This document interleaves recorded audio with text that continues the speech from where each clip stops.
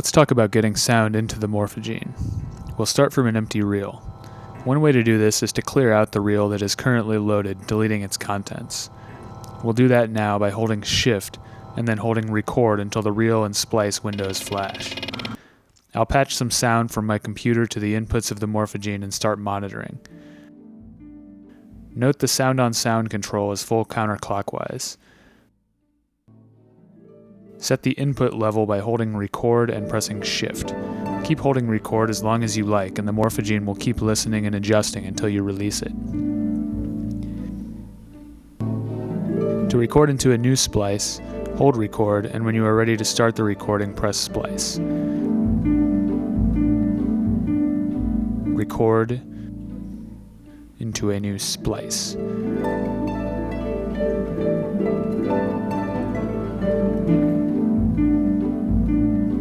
Press Record to stop the recording. Turn sound on sound clockwise to hear the reel. Remember, the playback is affected by the settings of the panel controls.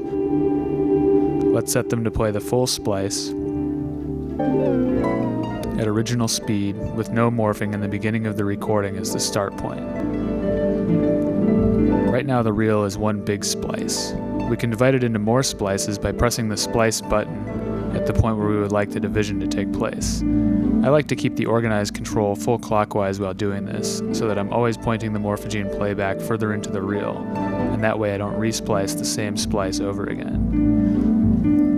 Once we've finished splicing, we can use the organized control or Shift button to move from one splice to another.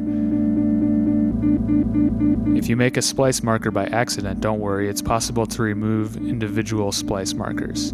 Hold Shift and press Splice to remove the marker adjacent to the current splice, merging it with the next splice.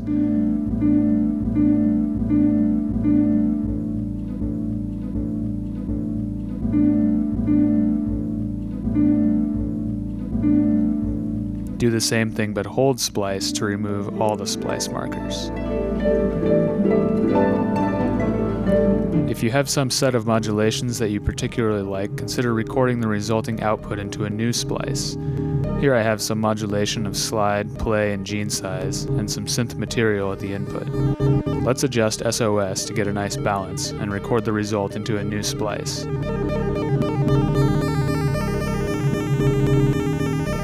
Hold Record and press Splice.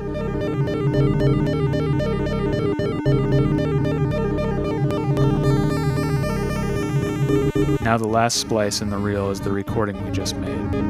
Remember, all knob settings are reflected immediately, so to hear this splice unaltered, we return them to their base settings. Creating a new splice from an old one in this way is potentially the first step in an iterative music process. We can also remove unwanted splices, including their audio, from the reel. Just hold Shift and press Record. This will remove the current splice, so the total number of splices is decreased by 1, and the amount of real time available for new recordings is increased by the length of the splice that was removed. To clear the entire reel, hold Shift and hold Record. When the reel and splice windows flash, the reel is cleared.